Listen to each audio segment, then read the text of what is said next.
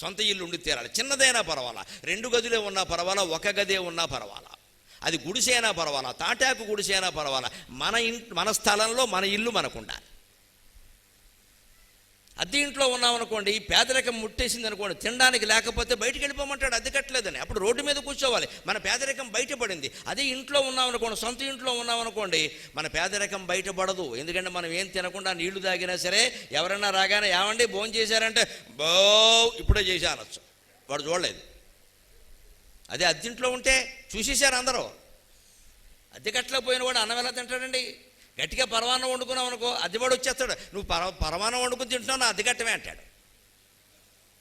సొంత ఇంట్లో ఉన్నావు అనుకోండి, ఏమీ లేకపోయినా సరే, పేదరికంలో ఉన్నా సరే ఏం పర్వాలేదండి, నా ఇంట్లో నేనున్నానని చెప్పి ఏదో చెప్పేసేయచ్చు. ఏమండి ఇవాళ మీరు భోజనం చేసినట్టుగా లేదంటే శివరాత్రి అని చెప్పచ్చు. అది కూడా లేదనుకోండి, ఈ శివరాత్రి రోజు రాదు కదా, మా